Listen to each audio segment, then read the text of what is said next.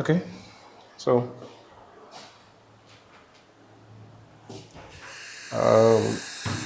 this is the introduction to fiber optics. We already had this class yesterday, the first class, but we'll just recap it again so that you understand. What is a fiber cable? A fiber cable is, simply put, is a communication cable, isn't it? It is used to connect two different computers together, right? Yes. So, with that in view, we have fiber cable for communication, and we have also Ethernet cable, isn't it? For communication, isn't it? Yes. But there is a reason why we have fiber cable. What's that reason? Ethernet cable can only go for short distance runs, isn't it? For 100 meters and a max of around 200 meters for Ethernet cable. Now, communication in the world, in the whole world, different parts of the network are spread across different continents, isn't it?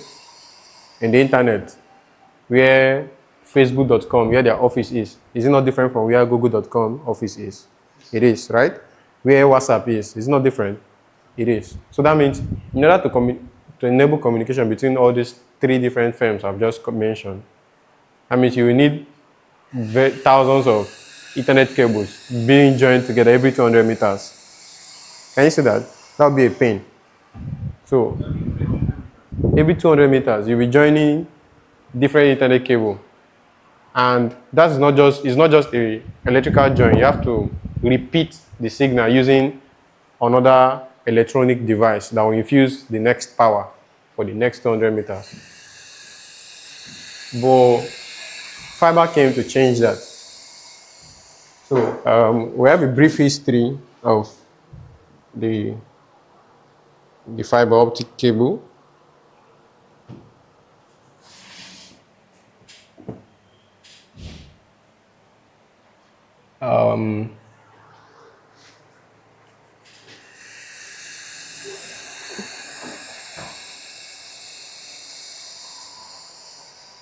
So the course outline that we had yesterday was to define what fiber optic cable is, like I've just done, describe its role in communication, right? We already know that, isn't it? It's to enable long distance communication.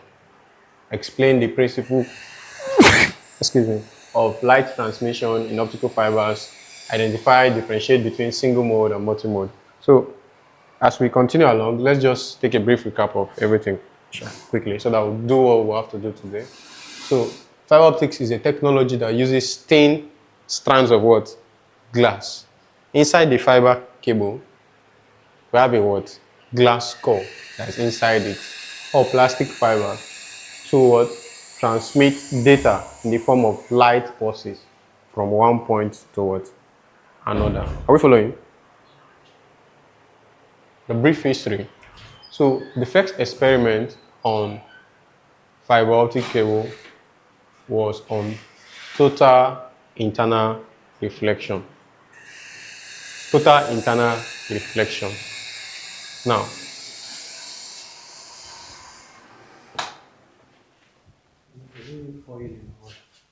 total internal reflection.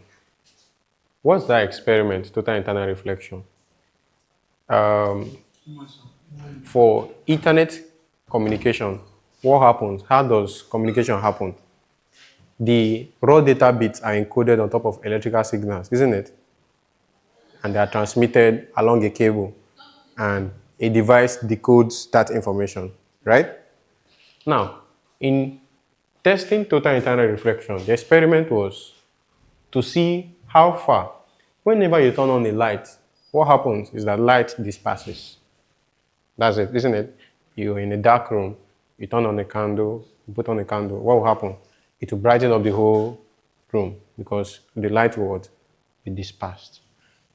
Now, the experiment of total internal reflection was to guide light into a specific what? media.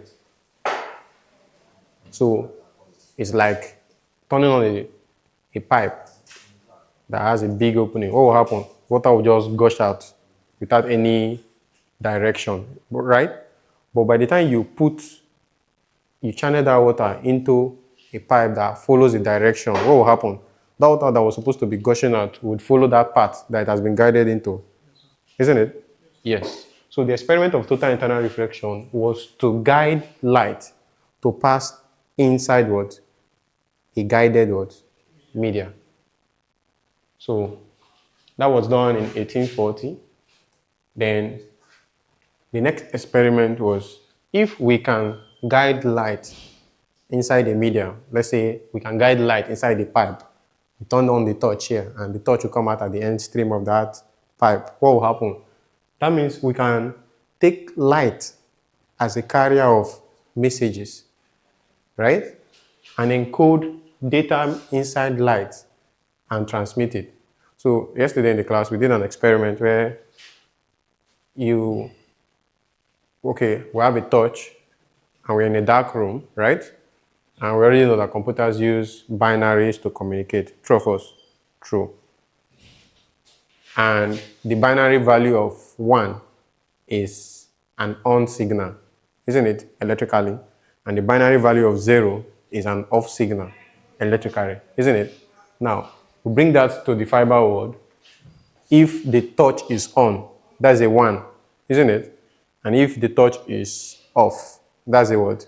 0. So I can encode an 8-bit data. For example, an IP address is 192, isn't it? By the time you convert 192 into 8 bits, you have what? 1, isn't it? 1 what? 0 into 6 places, right? Now, if you do that, that means if we have programmed the receiver to check for the signal every 1 second, that means we can encode that 192 as a number in binary as 1 light, right? 2 light for the second, off for the third second, isn't it? Off for the fourth second, up to what? The 8th second, where it will also be what? Off. And at that point in time, the decoder would not decode that this number is 192. That's the message that is what? Being sent. Do you understand? That's the same principle, the same experiment that happened by Alexander Graham Bell. His photophone experiment was to use light as a carrier of what? Message, to encode information into light. Then we got the next ones. We had started bundling these fiber cores and added cladding to it. Now the cladding there is a kind of a reflector.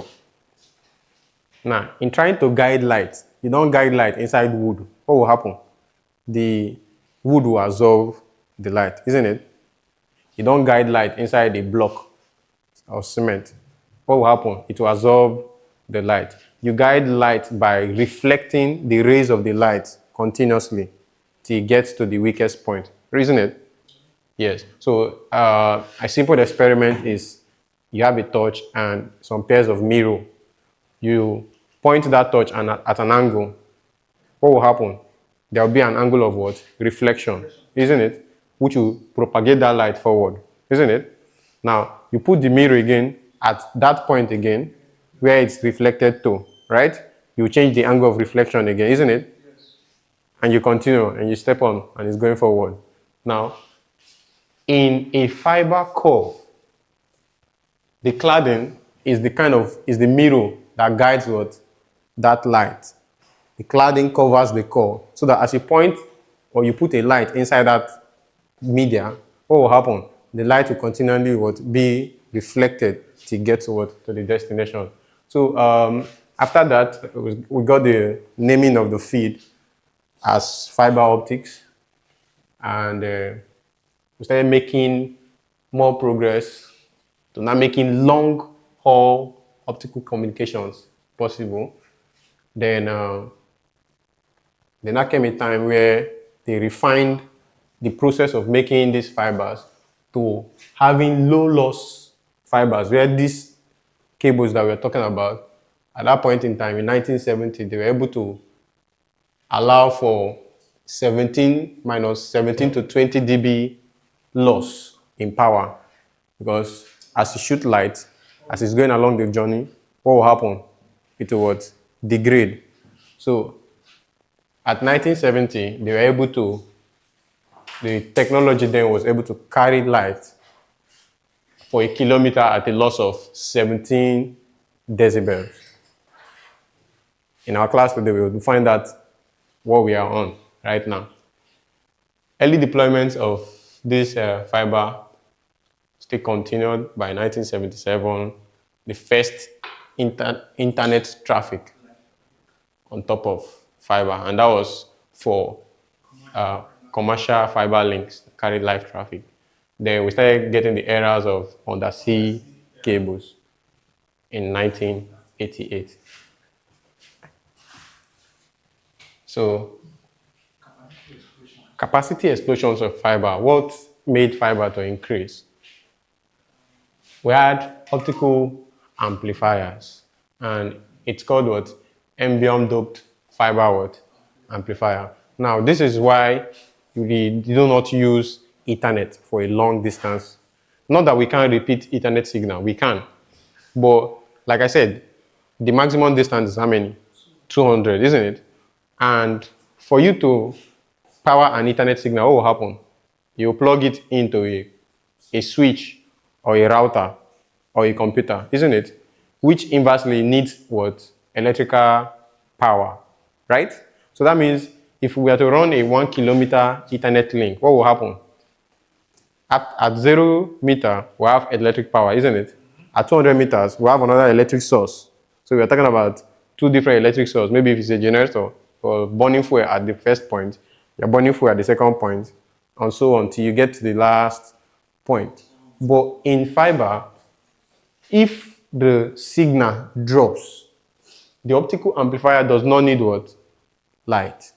It does not need electrical source to amplify the signal. It amplifies that signal in line without what? Electrically converting that signal. So this now enabled far longer spans of cables with higher capacities also. Then the next tech that came out was what we call the WDM and DWDM, which stands for what? Wavelength division multiplexing. Now, if you come back to physics, we know that light is in a spectrum, isn't it? There's a spectrum of light that our human eyes can see, isn't it? There are other spectrums of light that we can't also see. So that means in this space, someone can be shooting a red light, right? Another person can be shooting a white light, isn't it? Another person can be shooting what? A blue light. And we can configure the receivers to only be sensible to red lights, isn't it? Another one to only be sensible to white lights, isn't it? Another one to be sensible to green lights. Yes. So the wavelength division multiplexing, those different colors of light that we have are actually what? Different wavelengths, isn't it? So now, inside a single media of fiber, that's inside the core of fiber, we can have multiple different wavelengths of light going through it. So with that, that means the first wavelength, for example, can carry your traffic, isn't it? Red color. The second wavelength can carry your own traffic. Let's say that one is what? Blue color. While the last wavelength can carry another traffic.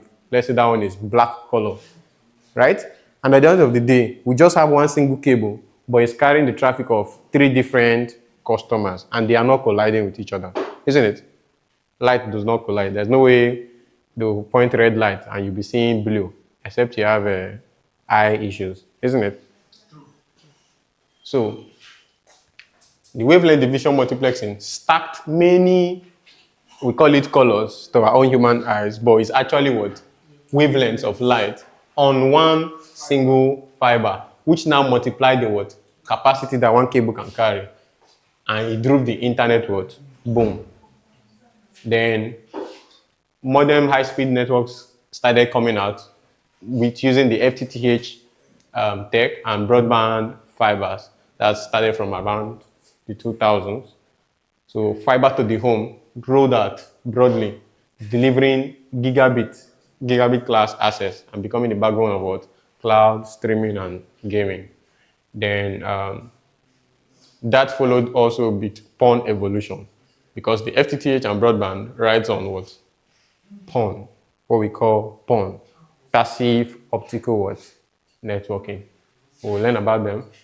Core and network advances, flexible grid, WDMs, super C-band, which still squeezed more spectrum, that's the light spectrum powered fiber. When we talk about light spectrum, what am I referring to?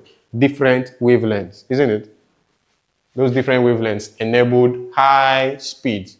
For example, the 100 gig speeds, 400 gig speeds, and 800 gig speeds per single core of what? Fiber cable. And these kind of cables are what connects the world today. It connects continents to continents, and in the case, connects states to what? States, which will connect cities to cities. Then will not connect what? Companies and houses to what? The service provider. What's next? That's as a future of fiber. We're talking about quantum key distribution pilots. Now, the quantum space uses air for what? Communication. Is a new tech. It's not yet perfected. It's just like how we started building on fiber, isn't it? From 1880s, and now we're using fiber in 2000s, isn't it? Now in the 2000s, there's a new tech on ground, which is what? Quantum physics, which is trying to utilize space, open air, to push what? Information. Do you understand? The quantum state. I don't want to go into details of quantum, but the quantum state is the kind of, because it's using air to communicate, the things that are happening at the same time. Because light has a speed, isn't it? Light, it has a what? A speed, but the space, you can't measure it. It's unmeasurable, right? And the quantum state tries to replicate whatever information it is here at the same time at the other what? Place. It's kind of like teleporting information to the destination.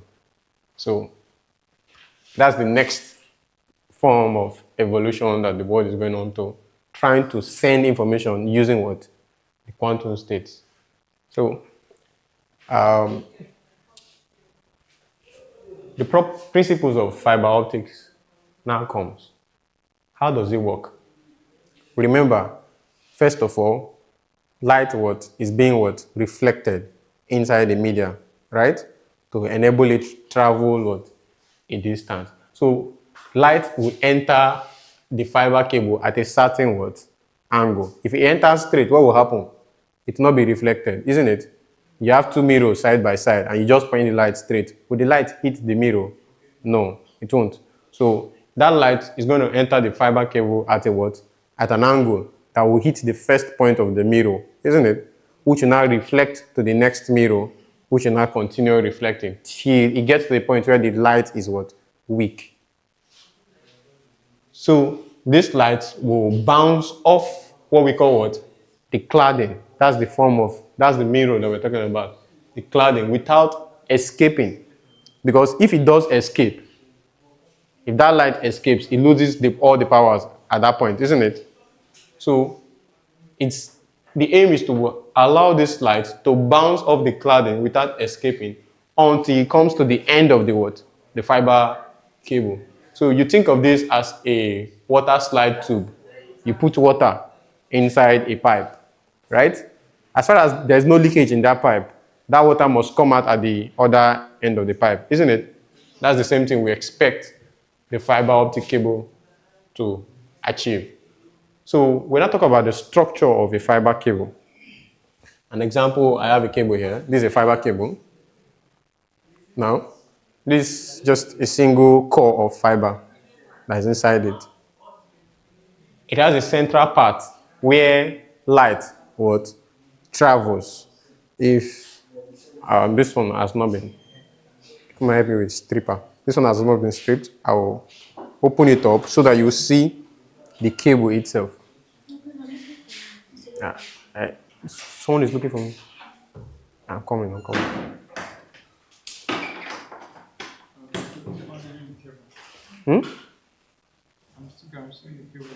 Yes. So every other thing you're seeing here is structure. The main fiber cable is this. And even this cable is still what? Coated. The main core itself is, is a glass. Are you seeing it? Look at that cable. Yes. That's the main core of the what? The fiber cable. That glass. So now this glass, if I shoot light here, because glass will not reflect light, what will happen? There will be a what? Escaping. Isn't it? So it's not that fiber cable will be coated with what? A cladding that will surround the what? The core, which is what you're seeing here. Which is the blue part? Yeah. Okay. Things I scraped away now are those parts of the cladding that will reflect that light, surround that light so that it will not escape. Then we now have what we call what? The coating or the buffer layer. This is a protective plastic layer against moisture, crushing and what? Scratches. I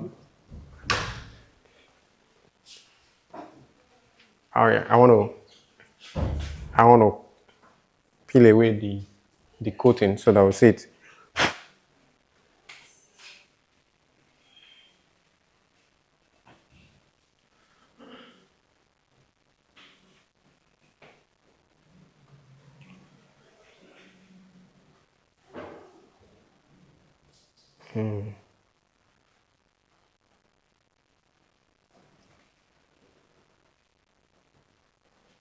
There are other kinds of cable, maybe.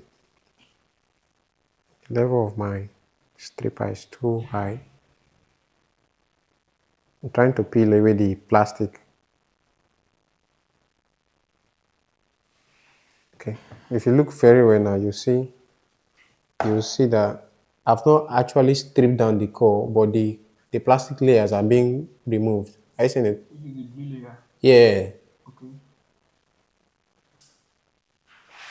So that's the what? That's the what? The coating. Now we're now going to the light what? Sources. What are actually those light sources that make up the light that passes through this fiber? An example of the light source that we use for fiber optic is what? A laser light. A laser light it's invisible to the human eyes, except from where it's landing, isn't it? If you on a laser touch, you wouldn't see it, right? Yeah, except where it's landing. The reason is because the laser light has a very narrow what? Beam. The beam of a laser light is very small. So before your eyes will see it, it's not too big. But if they flash a flashlight, you would see the beam of that light going, isn't it? But if they flash a laser light, you wouldn't what? See it. So the first laser light source for fiber is a laser light. It's coherent and it has a what? A narrow beam for what? Long distance. Can go far. Why the next light source that we use is what? An LED light source. The LED light source is the same thing as those bulbs in our torches, right? That's why when they turn them on, you see the light beam, isn't it? They have a wider light beam, but they can go forward a shorter distance. All right. Now we now have different types of fiber optic cables. We have the single mode fiber optic cable. The single mode fiber optic cable, the property is that it has a size of 8 to 10 nanometers. 8 to 10 nanometers. Very small. That's this core you're seeing here now. Right? This is a single mode fiber cable. The core is very small, and the diameter of that core is what? Around 8 to what? 10 nanometers. The light source that will always be used in this kind of cables would be what? A laser diode or a laser light source. Because the core is very small, isn't it? It needs a narrow beam of light to pass through it. So any kind of light that you want to use and encode information on this kind of cable would be what? A laser light. It can run for distance of up to what? 100 kilometers without what? Regeneration. And when we talk about regeneration, we're not talking about the amplification of that what? Signal again. Then the bandwidth is what? Very high. It can be used for backbones and long haul cables. Then it has a color code. Color code is what? A yellow what? Jacket. Yeah, that's the industry standard, the color code for single mode. You have a cable, you're looking at the cable, you want to know the mode of that cable. If you see yellow color on that cable, you just know it's a what? Single mode cable. Then we have another kind of cable, fiber optic cable, which is called what? A multi-mode what? Fiber cable. Now this one is bigger than the single mode, isn't it? The core ranges from what? 50 to what? 62.5 nanometers. And this one at the light source can be what? An LED bulb. Distance is typically under 2 kilometers. The bandwidth is normally lower than single mode fiber, but it's cheaper for short runs. Cheaper in the sense that a laser light source and an LED light source, which one is cheaper to make? LED. So all those things will amount to the total cost of that cable. Then it has a color code. It has the orange color code, which stands for the OM1 and OM2 multi-mode fiber cables, while aqua for OM3 and OM4 fiber multi-mode fiber cables. OM there stands for the optical what? Multi-mode.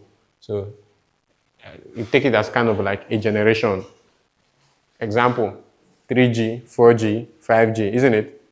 Which one is faster? 5G. 5G is faster than 4G, isn't it? 4G is faster than 3G. Same thing here. OM2 is faster than OM1. OM4 is faster than OM3, which in turn is faster than OM2.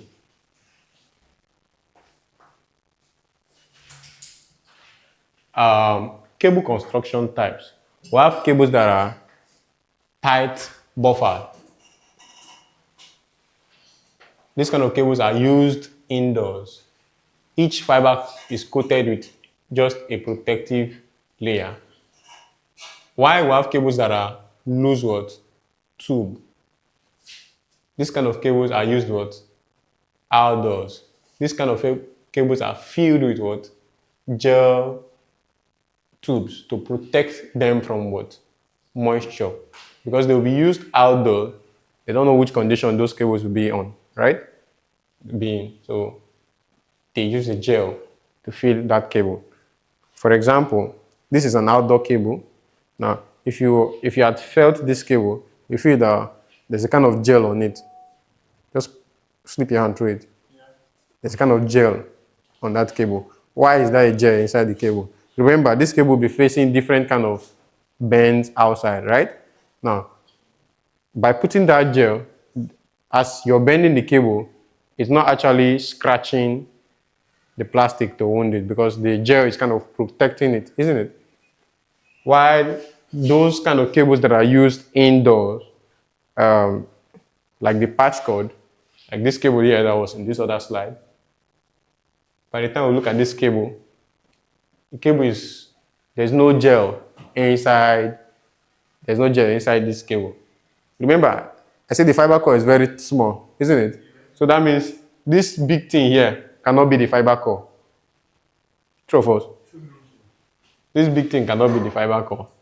So that means if we only have, if you look at it very well, I think it's just two cables inside this orange one. So if it's just two cables and they are taking up those kind of big spaces, so it means there is just air. right? That's inside it. So you don't understand. This kind of cable, this one now is indoor. Loose tube. Used what? Indoor. Filled with just a protective layer. While the loose tube, the ones that are filled with gel, are used what? Outside. Now, the application scenario, the single mode fiber cables are used what? Inside what? City links. Intercity what? Links. Example, you want to connect River State to Bayelsa State. What kind of cable will you be using? A single mode what? Fiber cable. While for a multi-mode fiber cable is used within a data center or a local area network or short building to building connections. For example, you want to connect this building to the next building and you want to use a fiber cable. What will you use? A multi-mode fiber cable, isn't it? It's cheaper, right? Or you want to connect this building maybe to one of the last building by the street there. You know, by that the distance is going to be greater than 200 meters. But because it's less than 2 kilometers, you can use what? Multi-mode what? Fiber cable. If it's greater than 2 kilometers, which one will you now start opting for? A single mode what? Fiber. Okay. I think we are going well. Those cables on estates are mostly multi. Which one? Within the estate? Yes, but not all the times. It depends on what the engineer decides to use. But you just know that there's a limitation. If you're using multi-mode, you are limited to what? 2 kilometers, isn't it? If you're using single mode, you're limited to 100, which you may not even use. So, engineers in real world, you may not really likely find people running multi-mode outside the building. So because in stock, when you want to go and buy the cable, what they have in stock always is what? Single mode, because that's what is used. You know, long cable runs, the buyers will go and buy single mode. So you're not going to be looking for multi-mode while other people are using single mode. Now, in multi-mode now, you use them internally. For example, you wanted to run a link from that server room to this other server room inside the same building, right?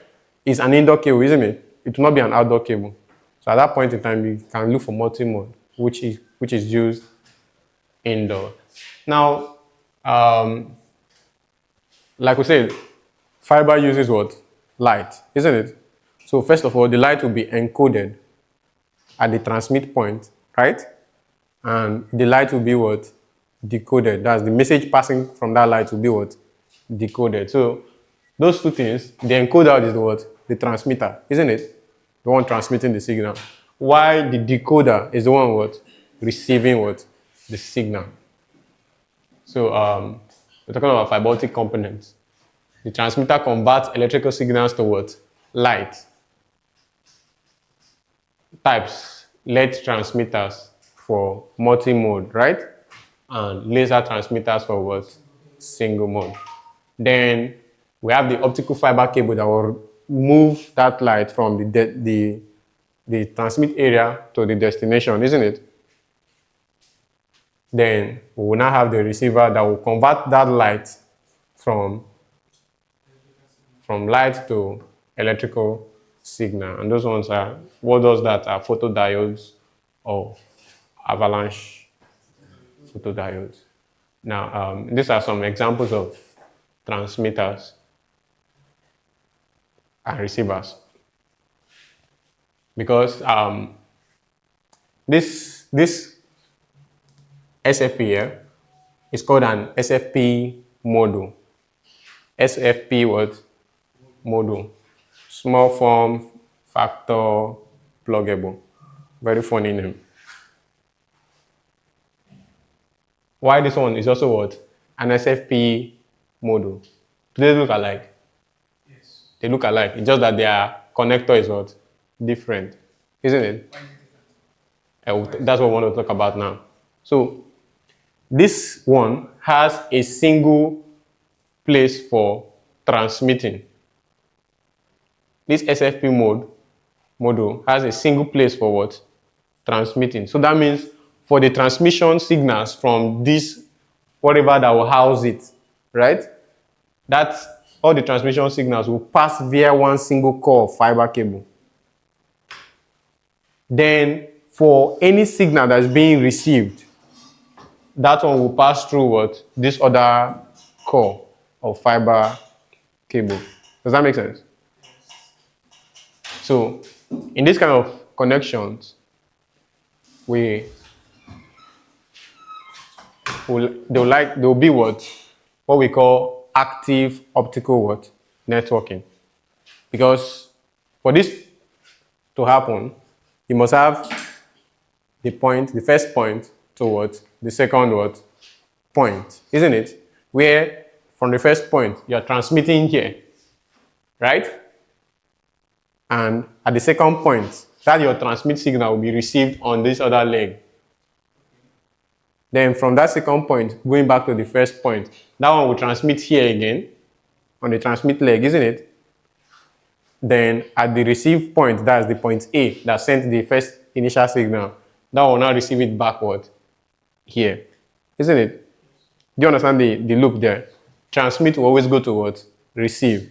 Why this other transmit will also go to what? Receive. We talked about this when we were talking about Ethernet cable, something like that. The Ethernet cable, pin 1 and pin 2 stands for what? Transmission line in the Ethernet cable. And pin 3 and pin 6, isn't it? Stands for what? Receive line. In fiber optic, that also applies for this kind of SFP module. Why for this other type of SFP module that just have one single place to connect it? This one now uses the WDM technology. What's WDM? Wavelength division multi-watt plexing. Now, for the transmission signals, that one will use a particular what? Wavelength. Why for the receive signals, that one will use a particular what? Wavelength. So this SFP module will be sensitive to two different kind of light, right? The first kind of light will be where E is sending the messages, isn't it? While the second wavelength will be where is what? Receiving information back. Now, this kind of SFP is used in what we call passive optical what? Network. Passive optical network. This one is used in what we call active optical what? Network. The one with the transmit and receive. Active optical network. The one with the transmit and receive inside the same fiber core. Inside the same fiber core. That's passive. All right? Then we now go over to connectors. When we talk about connectors, in Ethernet, that's RJ45 cable, isn't it? The RJ45 connector that you plug to your laptop. In fiber optic cable, we're talking about the SC connector that stands for square connector. It's called square connector because the shape looks like a square. Then we have the LC connector, which is lucent what? Connector. It has a kind of key, a key latch on it, and it's very small. The SC connectors are push and pull connectors. They are common in data centers, while the LC connectors are smaller, right? They are used in high density panels. High density, a small space, but you want to contain a lot. Then we have the straight tip. This one's used twist lock, used in legacy systems. And we have other ones, the MTP and the FC connector. The most common connector are the LC and the what? SC. All right. Now, we'll go over to splicing. What is splicing?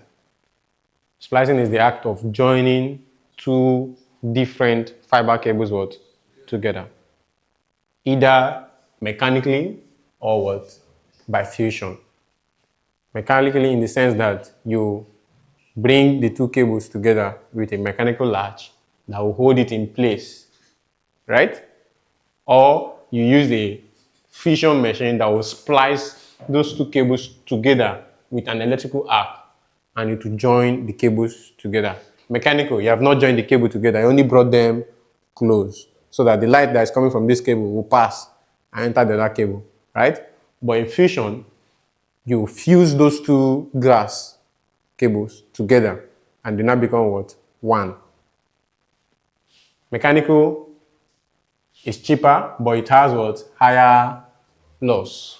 While fusion has what? Low loss and is what? A permanent fix. I bring two cables together and I fuse them permanently. They have been what? Fused. They are now one. Except you go and break it. Isn't it? Then we have other accessories.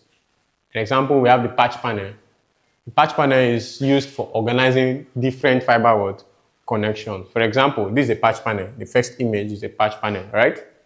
So that means we can use the first port and connect Rumokoro, isn't it? Use the second port for the fiber going to Elele, right? Use the third port for the fiber going to Choba, isn't it? And so on till you get to the last. All for the same data. All for the same data transmission. Yeah, now that we are transmitting data now to different places. We're just using the patch panel, you use it to arrange those different connections together inside the place where you can just go and plug and remove, something like that. The second image also denotes a kind of a patch panel, but this time around, it's showing you the cable that is going out of the patch panel, isn't it? If you look at the screen, you see it. So this one has a cable, the other one, the other one, the other one, the other one, and so on, and it goes out. What's actually the major work of the patch panel? Is to house those connections, because remember, the cable that will come out, that's the cable that is going outside the patch panel, outside the building, is different from the cable you want to connect it to in your what? Computer. For example, this cable now, this is a 48 core cable. It means that there are 48 different fiber cores inside the single cable, right? Now, can I take this cable now and go and plug to a router? No. Because obviously, if the router is using the SFP module, the maximum connections you can make on an SFP mode is how many? 2, isn't it? 2 pairs for an active networking, isn't it? Or 1 core for passive optical net, isn't it? So that means if I have this cable coming into this patch panel, I can take the first core and the second core and put it on this side. Do you understand? Thereby, I've organized this cable now.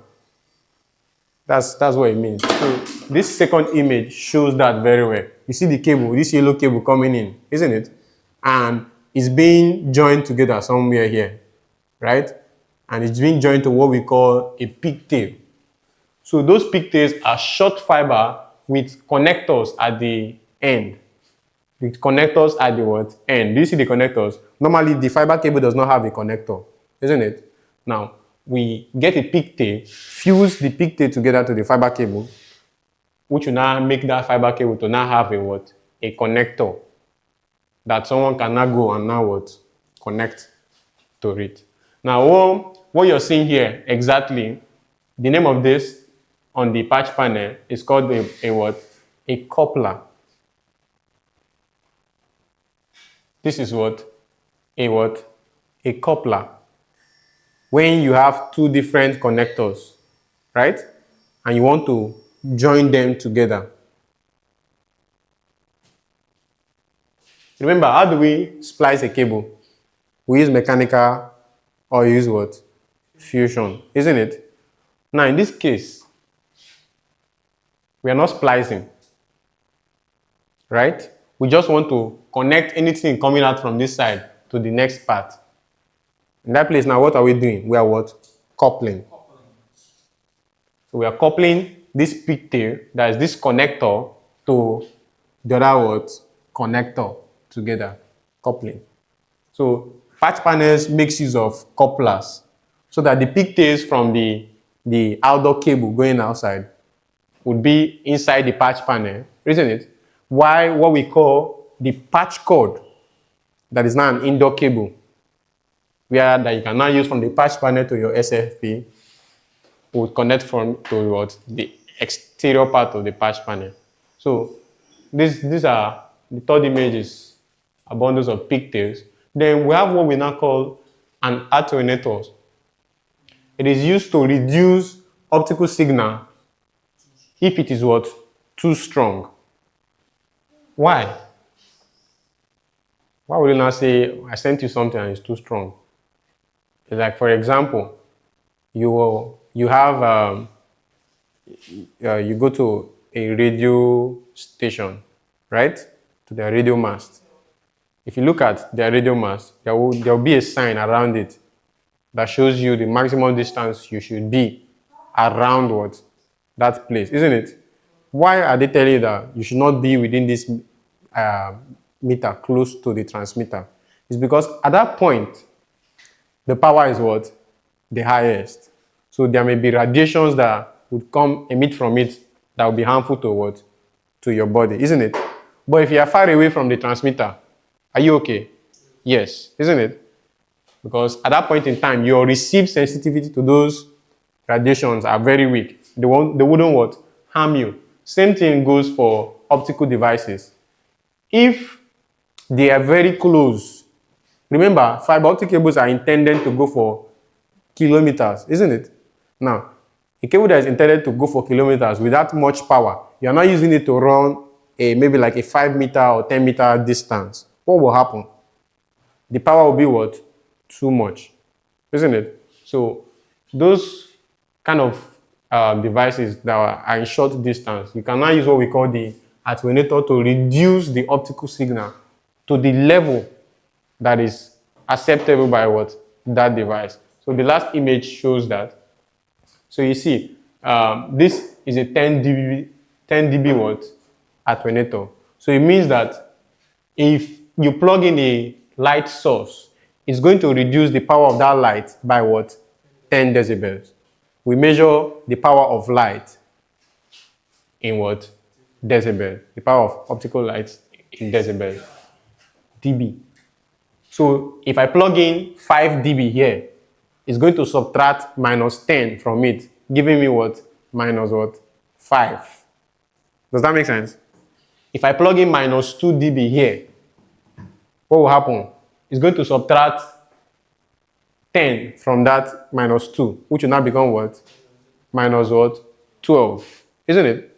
So that means minus 2 coming in at the receive end now, what we have in is what? Minus what? 12. So let's say, for instance, the device that I want to plug is sensible to minus 5 downwards. And the power we are shooting is plus 2. What will happen? We'll use the attenuator, right? Reduce that plus 2 to what? Minus what? 8, isn't it? And then that device cannot accept the signal.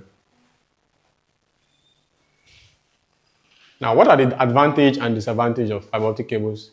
High bandwidth, very fast, long distance capability, and it is immune to what we call electromagnetic interference, EMIs. It has small size, lightweight, it's secure, it's harder to tap in without detection. Why the disadvantage is that it has a higher initial installation cost. It is fragile when you compare it to copper cables. Because why is it fragile? Inside the fiber optic cable, what do we have there is a what? Glass. There's a way I'll bend this thing now to break. Isn't it? Because it's glass. You can't bend it anyhow. So it's fragile. And the last one is that it requires specialized tools before you can, and even specialized skills. Nobody can just come and work with a fiber optic cable. You must be skilled to do it. Are we following? Yes. And that's why we are here, isn't it? We want to get that skill so that we can become fiber optic engineers. Now, we have some safety precautions that we should take when working with fiber. You should never look into fiber ends. You have a fiber optic cable like this now in an environment, a network environment. You shouldn't take that cable and put directly on your on your eyes, because there are laser powers or even LED powers coming through that cable, isn't it? You may not see it. Remember, I said you may not see the laser light, isn't it?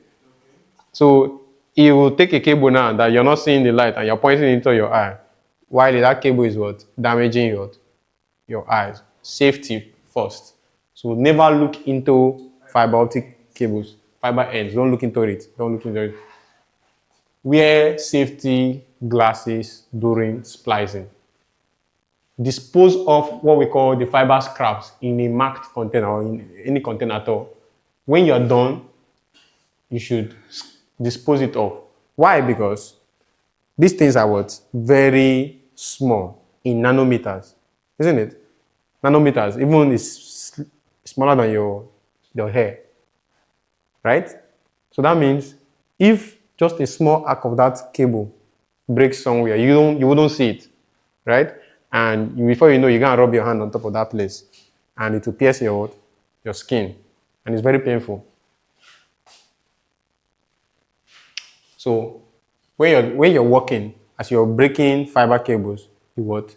Dispose them when you're done. You go to a client's house, you don't splice the cable and drop off the glasses on the what? The bare ground. You keep the work area clean to avoid contamination of the what? Connectors. Example, you have a torch and a white torch, right? And you take a black paint and paint over the front of that torch. What will happen when you turn on that torch?